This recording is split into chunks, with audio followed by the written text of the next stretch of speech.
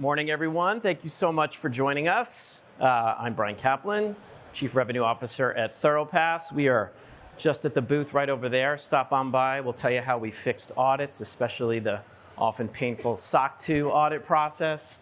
I'm joined here by Jenna Keegan, our head of demand gen, and we're here to give you a few tips on how to move up market. Jenna. Hi, everyone. Thank you, Brian, for that wonderful introduction. Before we give you your tips for how to move up market, we're going to ask the most important question. When should you move up market? Is it really time, right? It sounds great. We can sell more users. We can sell bigger deals, but are you ready? So the first thing you want to know is if there is an opportunity for you to move up market. Do you have customers that are successful using your product now? What does that TAM look like? What do you think you can achieve? Make sure you have cross-functional alignment. Don't make this just another squirrel you're chasing. I know it's easy to do. You will need support from every single department and function to even lift off a pilot to go up market. And make sure your product is ready. You're going to be plugging it into more complicated environments. You're going to have more people using it. So talk to your product team. Is it ready for up-market prime time? Now, if you've moved up market before, you know this is not an overnight success. This will take time. Make sure you have the funding, the runway to do that, right? This will be a 6, 12, multi-year process. You want to make sure you have the cash to properly invest in an up-market strategy. Look at your team, right? Do you have a core portion of your team, sales, marketing, SDR, et cetera, that actually is equipped to sell up market? You don't need that full team on day one. We'll talk about that in just a second. But you want a core that can get you started. And then finally, look at your board.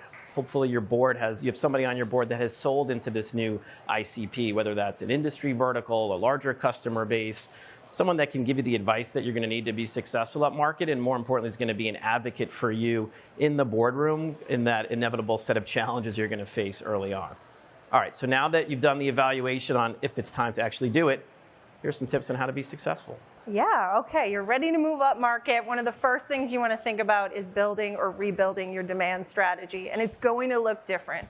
You're selling to small companies, the deals are moving fast, you're talking to one, tops, 2 different people at the account. Maybe you're being more reactive, right? You're planning in quarter, you're moving really quickly and executing really quickly. As you start to move up market, you need to think a couple of quarters out so that you can really build this strategy.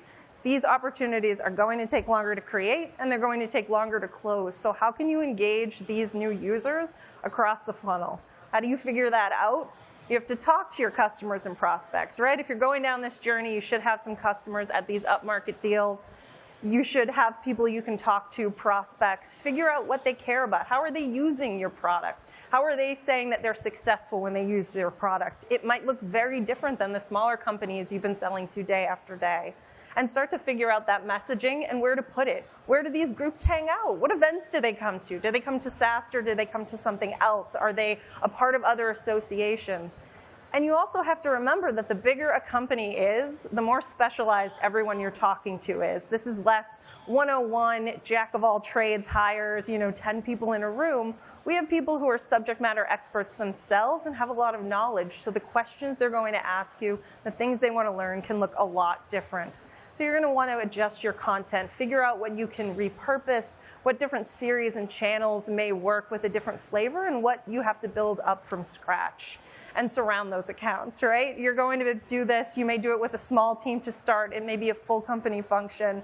Make sure your demand gen team is sitting down with sales and deciding on which accounts to go after. I'm not going to tell you to do ABM right now because we've all heard that 1,000 times, but make sure that you are aligned with your sales team on what you want to accomplish as you start to go up market and build these demand gen strategies.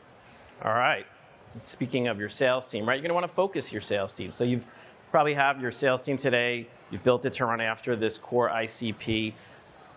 Most of those folks, or at least a good portion of them, may not be a great fit for moving up market, but hopefully some of them are, right? This is a different buyer. The sales cycle is going to be longer.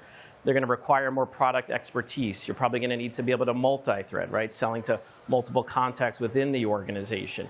It's going to be a longer sales cycle, right? So the patience that's required, that seller that wants that win that every 3 weeks, it's not going to work up market, right? So find those sellers inside your sales organization who can at least, get you started here. You think that could be good fits for the profile that you're going to need moving forward. You're going to look at your sales process as well. Maybe you have a 3 or 4 stage sales process right now that works with your SMB customer. That might be a 6, 7, 8 stage. That 3-week sales cycle becomes a 3-month or 6-month sales cycle. Everything that got you where you are today is probably going to look pretty different up market, including pricing. We'll talk about in that just a second. So find those individuals inside your sales organization. It's not just AEs. Those are your SDRs as well, of course, and on the customer success side, right? It's a different profile that's going to serve this upmarket customer. So find that core, that tiger team, and test out this new process. An old friend of mine used to say, start slow to go fast, but then don't forget to go fast, right? So start slow, figure out what's working. Once you've nailed it, then you invest. Then you go big and really go hard after this market, grow the sales team to serve that upmarket customer. You have to look at your competitive advantage upmarket. Again, you've built a product, you've built a sales methodology for this downmarket customer. It's going to look different upmarket in terms of what your customers are looking for and who the competitor set is. Your product is going to have to evolve. So get your product organization involved really early. Can the roadmap support what these upmarket customers are looking for? Talking to prospects, if you have some upmarket customers today, early to get their feedback, get product involved in those calls, get product marketing involved in those calls really early on, because you're going to need to evolve that product pretty quickly to serve that upmarket customer. And this takes a while, right? To my point earlier about ensuring you have the funding and the board support, you need to make sure that you can make that investment from a product perspective to serve that upmarket customer. Pricing's a big one, right? You've got your pricing strategy, both in terms of how you price, the bundle, the packaging, et cetera, that works for your downmarket customer. It's going to look different. Come up with a pricing strategy. It's going to be wrong, but test, right? Go out to the market, test if it works, evolve it, test again, and then you'll figure out on what's working. Here at ThoroughPass, as we've gone up market, we're reviewing pricing on a monthly basis. Now, you might not need to do that. We have a very rapidly changing market. Quarterly is probably okay, but the important thing is to test that new pricing strategy, evaluate what's working, listen to those gongs, get that feedback from the customers, and evolve from there. And then finally, compliance is going to be a really important thing. As you go up market, one of the first things a customer is going to ask you is, hey, do you have the SOC 2? Let me see that report. Don't let compliance stall deals, right? Jason Lemkin, the reason why we're here today, he said quite recently on LinkedIn, just do the SOC 2. It's going to be super important if you're trying to do business with upmarket customers. Tip 4, look at your partnerships, right? Not a day goes by right now on LinkedIn where I don't hear about how partnerships are becoming a bigger source of pipeline, especially as outbound is getting harder and harder. Now, hopefully you've built a partnerships ecosystem already for your SMB customer.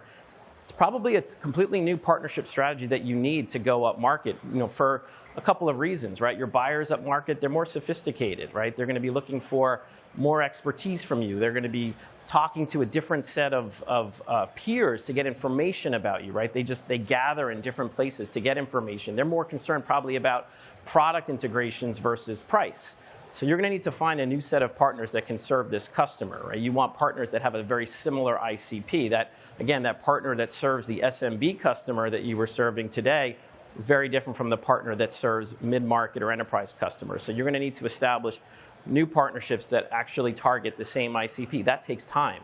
Second, technical partnerships, I think often overlooked, right? You've built your product today, and maybe it integrates with Salesforce or HubSpot CRM, right, for a down market customer. You go up market, they're going to want to make sure you can integrate with probably some legacy technologies like MS Dynamics. Maybe instead of AWS, they're on Azure, and you want to be able to integrate with that platform. So the technical integrations, technical partnerships, almost just as important as the commercial partnerships, and you want to ensure, again, that your product and engineering team can support that. So your partnership strategy is super important. And finally, service. Upmarket customers are going to require a different level of service. Try to find partners that can help you there, because that's expensive, right? Partners that can take on some of the service components for the upmarket needs will really take the burden off of your team's plate. So adapting your partnership strategy, often overlooked, really important. All right, you've decided to go up market. You created the demand, you built the product, you built the sales team, you did everything we've just said. Now you have upmarket customers. So evaluate what kind of service needs they are going to need and anticipate those changes. If you're selling to smaller organizations, I bet all the responsibilities on that table are handled by one person for their accounts. You're going to want to start to think about specializing your customer success organization, having account managers who manage the relationship, the renewal, and the revenue, customer success managers who can handle more day-to-day product and troubleshooting. As you go into these larger organizations with more complex environments, more onboarding, more users, and more internal change management that you have to help them navigate, you're going to want onboarding specialists who that is their bread and butter. They get up every day wanting to make new clients succeed and get on your product. And then if you're really going after these big whales, you may want to hire strategic account managers. I have worked at organizations where we had one strategic account manager for one big account, managing that relationship and managing the land and expand, right? There were a lot of different business units. There was a lot to navigate there, and they just continued to grow that one account. You'd be surprised when you're selling up market how early you may need to bring on someone with that skill set to your customer success organization. Also consider how much you can do self-service versus white glove and what that looks like. Sometimes it might surprise you. Some of these users have more technical acumen when they're in the more specialized roles, but they may have white glove support that they need as well. Whereas your smaller customers, they may need help just to get started with some of the things that your upmarket customers can handle on their own.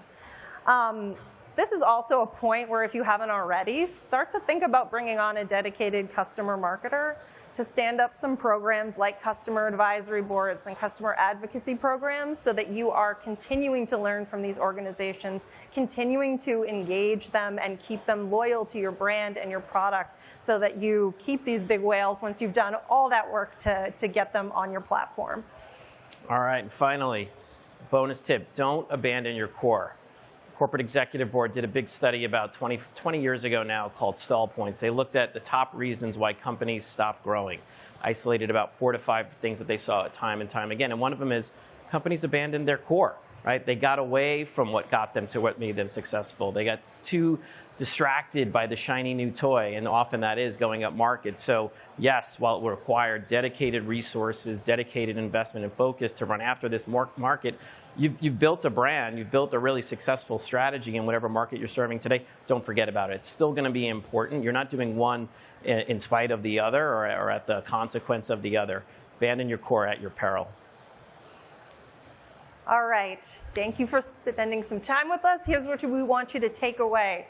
Get cross-functional buy-in early. Make sure everyone is on the same page. Do yourself this favor if you want to move up market. Develop that demand strategy and be patient. Some things may take longer to work, but they'll still work. So figure out what the early indicators of success are, and then give some of these things time to cook and bring in some of these bigger deals. Talk to your customers and products, fill in the product gaps, find out their pain points, learn how they're using your product. Some of it may surprise you, and keep those communication lines open. Level up your partnerships, both for service support, for the integrations you need, and then to have trusted partners who are already working with some of these big accounts that you want to close. They're going to be able to open that door for you. And of course, take care of your base, right? Don't forget who's keeping the lights on, the successful business you've already built while you add on this upmarket. It is an add-on, right? It is not a replace, so take care of that core. Brian and I will be right at our booth over there for a little while. If you have any questions, we have a lot of experience from the front lines of bringing companies up market. We'd be happy to share those with you. And thank you so much for spending time with us today. Thank you very much.